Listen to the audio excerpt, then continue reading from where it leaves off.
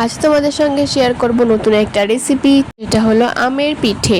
তো চলো, আমি এখানে 1 পোয়া মতো দুধ ভালো করে জাল দিয়ে নিয়েছি। সেখানে সেইটার ভিতর কিছুটা দুটো আম দিয়েছি আর 1 প্যাকেট সুজি দিয়ে ভালো করে মিশিয়ে এটা আমরা 1 ঘন্টা মতো রেখে দেব।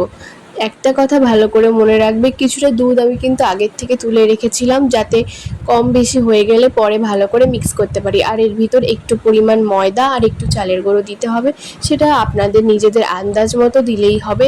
তারপর কিছুক্ষণ ঢাকা দিয়ে রাখার পরে সেটা ঢাকনাটা খুলে আমরা এখানে একটু মৌরি দিয়ে দিচ্ছি। মৌরিটা দিলে খুব সুন্দর লাগে খেতে, তার জন্য মৌরি দিলাম। এটা আপনারা দিলেও দিতে পারেন, অপশনাল। তারপরে কড়াইটা ভালো করে গরম করে নিয়ে কড়াইতে একটু সাদা তেল দিয়ে দিচ্ছি। তেলটা গরম হয়ে গেলে আমরা এই ব্যাটারটা বানিয়েছিলাম সেইটা আমরা তেলের ওপর গরম তেলে, ফুটন্ত তেলে ছেড়ে দেব। আর তারপরে দেখো কি সুন্দর ফুলে উঠবে।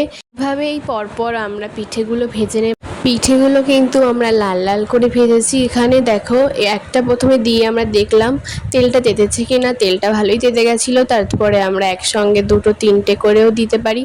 দেখতে হয়তো নরম নরম লাগছে, কিন্তু খাওয়ার সময় কিন্তু খুবই সুস্বাদু হয়েছিল। তো আপনারা এই পিঠেটা অবশ্যই বাড়িতে একবার ট্রাই করবেন, দেখবেন খুব সুন্দর লাগে খেতে। আমের পাল্প দিয়ে তৈরি পিঠে। তো আজকের ভিডিওটা কেমন লাগলো অবশ্যই কমেন্টে জানাবেন। ভালো লাগলে লাইক, কমেন্ট, শেয়ার করবেন।